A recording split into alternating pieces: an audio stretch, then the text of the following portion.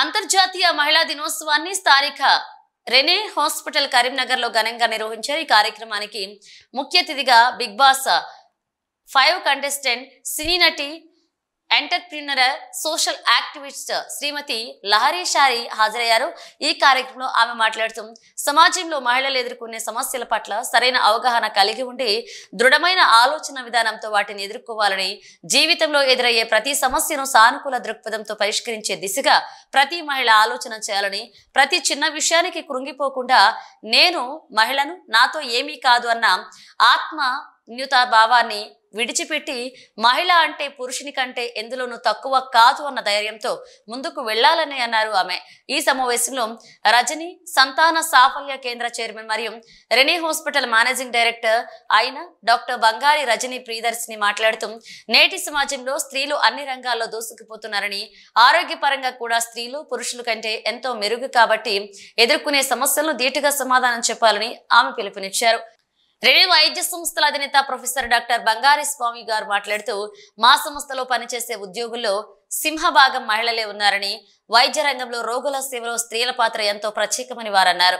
ఈ రోజు వైద్య రంగంలో వైద్య విద్యార్థుల్లో చాలా వరకు స్త్రీలే ముందున్నారని అన్నారు. వైద్య రంగం అంటేనే నర్సింగ్ అని, నర్సింగ్ విభాగం అనేది మహిళలు లేకుండా ఊహించడం అనేది అసాధ్యమని వారన్నారు. రోగుల సేవలలో స్త్రీల పాత్ర తల్లి లాంటిదని వారు కొనియాడారు. ఈ కార్యక్రమంలో హాస్పిటల్లో వివిధ విభాగాలలో సేవలు అందిస్తున్న మహిళా ఉద్యోగులను ఘనంగా సన్మానించారు. ఈ మహిళా దినోత్సవంలో medical superintendent doctor Ravindrachari, dean మరియు సీనియర్ అనస్థీషియా వైద్య నిపుణులు డాక్టర్ మునీష్, డాక్టర్ కృష్ణారెడ్డి, లతీష్ రెడ్డి, గుండె వైద్య నిపుణులు doctor Dinakar Tatimatla, senior physician doctor Nikhil Lakshman, non clinical director Aravinda Rao, general manager Pavan Prasad, biomedical engineer Ratan, hospital manager Praful, nursing superintendent Sampreeti మరియు హాస్పిటల్ సిబ్బంది పాల్గొన్నారు. అందరూ అనుకుంటారు చైర్మన్ గారు పెద్ద దిక్కు అని, కానీ కాదు. చైర్మన్కే పెద్ద దిక్కు అయిన rainy fertility centre founder, chairman and managing director of rainy hospital మన పెద్ద మేడం రజనీ ప్రియదర్శిని గారిని వేదిక మీదకి రావాల్సిందిగా కోరుతున్నాను.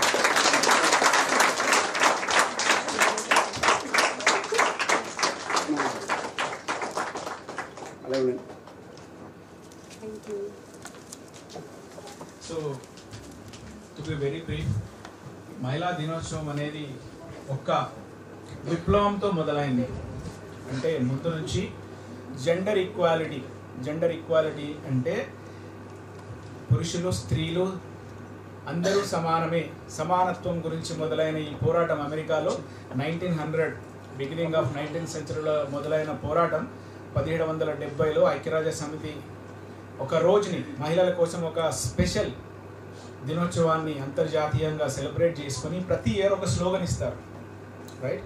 ఆ స్లోగన్ ఏంటంటే ఆ ఇయర్లో ఆ స్లోగన్కి సంబంధించిన ప్రతి ఒక్క ప్రపంచంలో ఉన్న అన్ని దేశాలు మహిళా అభివృద్ధి కోసం, సాధికారత కోసం ప్రయత్నం చేయాలని, జెండర్ ఈక్వాలిటీ కోసం ప్రయత్నం జరుగుతూ ఉంటుంది. అండ్ ఇప్పుడు వరకైతే ప్రపంచవ్యాప్తంగా మహిళలు అన్ని ఫీల్డ్లో ఉన్నారు. మన ఫీల్డ్కి వస్తే 80% ఆర్ ఫీమేల్స్. ఒకసారి డాక్టర్స్ చూస్తే 50-50 అవుతున్నారు. ఇప్పుడు ఐ థింక్ నెక్స్ట్ 5-6 ఇయర్స్ జనరేషన్లో డాక్టర్స్లో 70% ఫీమేల్స్ ఉంటారు, ఓన్లీ 30% మేల్స్ ఉంటారు. Because the reflection of joining of MBBS, like if you see MBBS batches 100 seats ఉన్న మెడికల్ కాలేజ్లో 70% గర్ల్స్ ఉంటున్నారు, 30% బాయ్స్ ఉంటున్నారు. This is a fact. So those batches if you come into common pool and become professional doctors when they come into service, so that time gender equality కోసం మనం పోరాటం చేయాల్సి వస్తుంది. So 70 to 80% వరకు మహిళలు వైద్య వృత్తిలో ఉన్నారు. And 90% of all nursing staff are females. ఎందుకు ఇది జరిగిందంటే ఫీమేల్కి ఉండే టచ్, ఆడవాళ్ళకి ఉండే మంచితనము, మానవత, వాళ్ళ హృదయంలో ఒక మనిషికి మనకు తెలిసిన వాళ్ళకి కానీ, ఇప్పుడు ఒక నర్సింగ్ స్టాఫ్ ఉంది, సేవాభావంతో ఎవరో తెలియదు మనకి ఒక ఆర్గనైజేషన్లో జాయిన్ అయిన ఒక పేషెంట్ని ఎవరు తెలియకుండా